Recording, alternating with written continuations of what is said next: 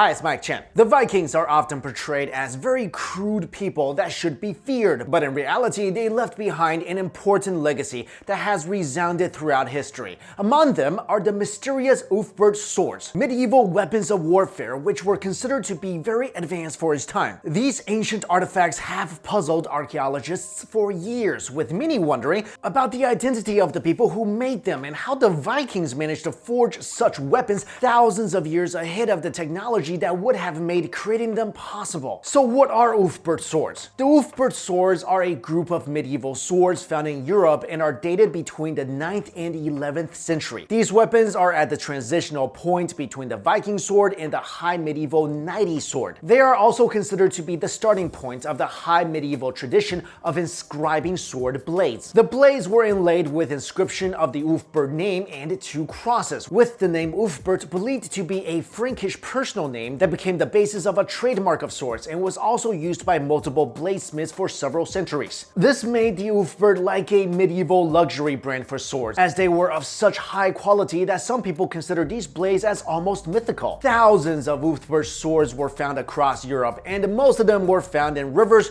or were excavated from Viking burials across Europe and Scandinavia. However, only around 170 of those swords were proven to be authentic Ulfberht swords, and they have been buried for centuries, making these found artifacts only shadows of the ancient masterpieces of weaponry that they once were. So who made the Ulfberht swords? Like I mentioned before, the Ulfberht swords dominated the battlefield across different parts of Europe. These weapons were attributed to the Vikings and were used by many nations from about 800 to 1100 AD. They were only used by a few select warriors at the time, as they were a masterpiece built from pure steel. After this period, the swords disappeared in Europe for at least 1,000 years before weapons of this quality surfaced again around the 18th century. And what historians really couldn't figure out is why these medieval swords have the inscription of Ulfberht, because the name does not appear in written texts that existed at that time. And the fact that the Ulfberht swords appeared for only 200 years is proof that they were not forged by a single craftsman. Some researchers think the name Ulfberht could have been the name of the location these weapons were produced, but it could also have been ascribed to the blades as proof of its authenticity.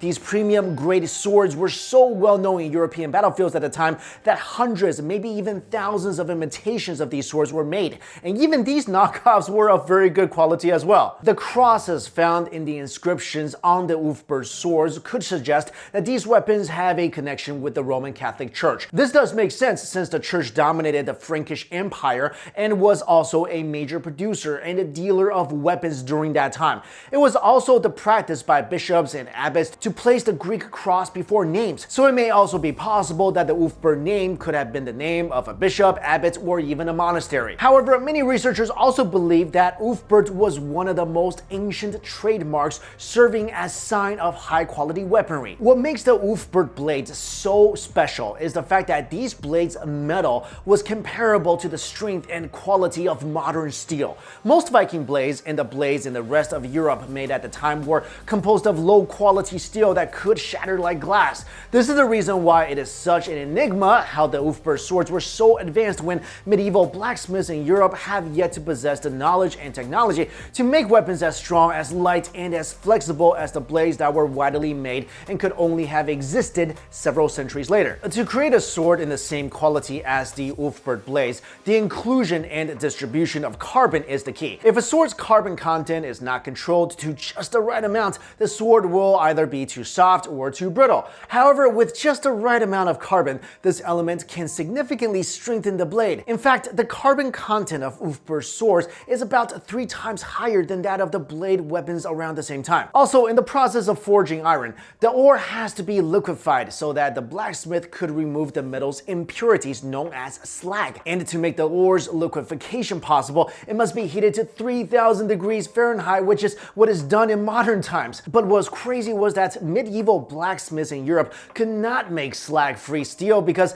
their fires were just not hot enough to completely liquefy the iron. Instead, in the Viking era, carbon could mainly be introduced through coal in the fire, and the only way to remove the slag from the metal was to just try to hammer out the impurities with every strike. So how did these Ulfberht swords originate? According to the research of Dr. Alan Williams, a consultant archaeometallurgist at the Wallace Collection who analyzed the Ulfberht swords, the metal used in these ancient weapons is known today as crucible steel. Crucible steel is created by melting iron along with other materials mixed in a crucible and then pouring that molten metal into a mold. At the time that the Ulfberht swords were produced, no one in Europe knew how to melt iron at extreme temperatures for centuries. Crucible steel was not even around the continent until the Industrial Revolution in the 18th century. So how did the Vikings manage to forge blades that required this advanced technology around 1,000 years earlier? The Vikings were not just excellent and fearless warriors, they were also advanced in a lot of ways, so much so that they were also known to be highly skilled traders and navigators.